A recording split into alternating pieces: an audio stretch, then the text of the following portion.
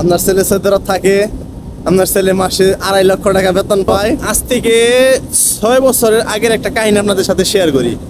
কাহিনীটা হইতেছে এরকম, দেশের বাড়িতে আমার এক প্রতিবেশী সম্পর্কে মানে আন্টি হয়, চাচি লাগে। তো উনি আমাদের বাড়িতে আসছে, তো আমি আম্মার সাথে কথা বলতেছি, ওই সময় উনি আসছে বাড়িতে। আসার পরে মার কাছে জিজ্ঞেস করছে যে কে ফোন দিছে, মা বলছে যে খায়রুল ফোন দিছে। তো উনি আসছে আমার সাথে কথা বলার জন্য। উনি কথা বলার জন্য এক পর্যায়ে বলতেছে যে খায়রুল, তুমি কেমনে ভাই কি টাকা পয়সা কেমনে কামাও? আমি তো শুনছি তুমি নাকি মাসে 70,000 টাকা 80,000 টাকা বেতন পাও। তো আসলে তখন আমি কিছু বলি নাই, শুধু মনে মনে হাসছি। মানে আমি হইতেছি সৌদি আরব, আমার বেতন কত আমি নিজেও জানি না, আর ওনারা দেশ থেকে আমার বেতন 70,000 টাকা 80,000 টাকা বানিয়ে ফেলাইছে। তো যাই হোক, শুনে ভালো লাগছে। তখন মনে মনে আমি বলছিলাম আমিন, আল্লাহ তুমি এই বিষয়টা, মানে ওনার যে মুখের কথা সেটা তুমি আল্লাহ কবুল করে নিও একদিন হইলেও। তো যাই হোক, দীর্ঘ সময় পর গত মাসের 15 তারিখে, এটা হচ্ছে আপনার জুন মাস। তো গত মাসের 15 তারিখে ওই রকম আবার একটা কাহিনী করছে। আমার বাড়িতে একজন আসছে, উনি এসে মার কাছে বলতেছে যে আপনার ছেলে তো আলহামদুলিল্লাহ, আপনার ছেলে সৌদি আরব থাকে, আপনার ছেলে মাসে 2.5 লক্ষ টাকা বেতন পায়, আপনার ছেলে মাসে 2 লক্ষ টাকা 2.5 লক্ষ টাকা কামাই করে, মাশাআল্লাহ অনেক ভালো। ভাই এই কথা আমি তো মা যখন আমার বলছে, আবার এটা আমি আর সরাসরি কথা মানে ওনার সাথে কথা বলি নাই।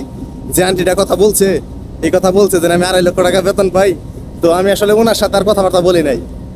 তো মা আমার বলতেছে যে তুমি নাকি মাসে 2.5 লক্ষ টাকা বেতন পাও, 2.5 লক্ষ থেকে 2 লক্ষ থেকে 2.5 লক্ষ টাকা তুমি মাসে বেতন পাও, এলাকার মানুষজন কইছে বা ওনারা নাকি জানে। তাই মারে বললাম যে সমস্যা নাই, তুমি আমিন কও, আমিন। কারণ হইতেও পারে ওনাদের কথা যদি আল্লাহ কবুল করে নেয়, তাহলে তো কিছু করার নাই, ওনারা কিছু করতে পারবো না। তো আসলে একটা জিনিস কি, যে কথা আছে না যে যার বিয়ে তার খবর নাই, পাড়াবশীর ঘুম নাই, কথা হইতেছে ওই রকম। যে ভাই আমি সৌদি আরব পরিশ্রম করি, আমি সৌদি আরব থাকি, আমি জানি না আমার বেতন কত, আর ওনারা আমার 2 লক্ষ টাকা 2.5 লক্ষ টাকা আমার বেতন বানিয়ে ফেলাইছে। তো যাই হোক, আলহামদুলিল্লাহ আল্লাহর কাছে আমি মনে মনে বলি যে সমস্যা নাই, 2 লক্ষ টাকা 2.5 লক্ষ টাকা বেতন যদি হয় আলহামদুলিল্লাহ। ওনাদেরকে শুধু বইলো, মানে ওনারা যেটা বলছে সেটা যেন বাস্তবে রূপ নেয়, তাছাড়া আসলে ওনাদের কাছে আমার চাওয়ার মতো কিছু নাই।